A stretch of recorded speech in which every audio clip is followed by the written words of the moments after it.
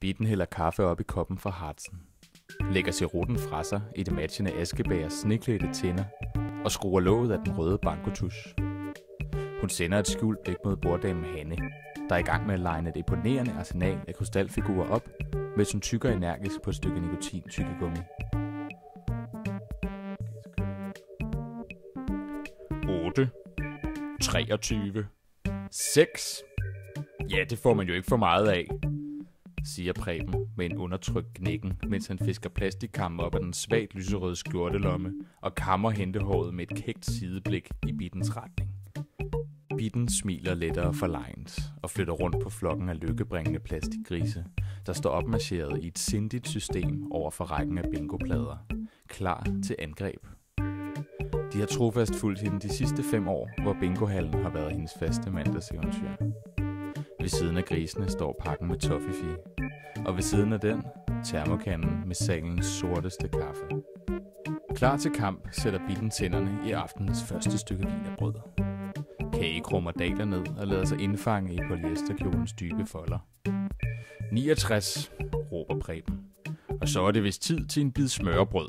God pause. Preben retter på den nystrøede skjorte og bevæger sig ned fra sit podie for at sætte sig ned ved siden af Bitten.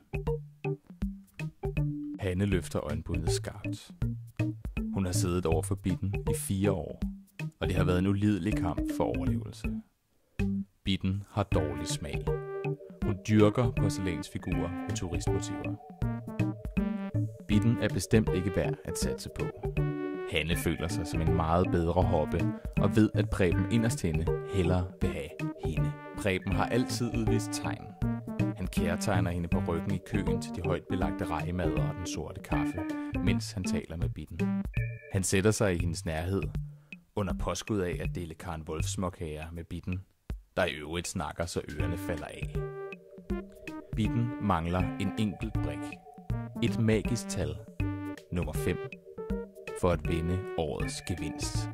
10.000 gyldne danske kroner i røven på en gås. Kampen går atter i gang. 5, brøler Preben. Hanne er overbevist om, at det er aftalt spil. Inden Bitten når at hovere og fylde bankosalen med et rungende vinderbanko, får Hanne listet en finger over bordet og skubber forsigtigt og usynligt til den nærmeste gris. Grisen gynger faretruende frem og tilbage, og den vælter og river den lange række af vinderdyr med sig i faldet. Den store russiske dukke i det fine kostyme slår hovedet ned i Harzen-koppen, som smadrer til atomer, mens kaffen langsomt flyder ud over Bittens velorganiserede plader. De små bingo-brikker har ingen chance i kaffestrømmen og flyder ned på gulvet. Alting flyder ned på gulvet.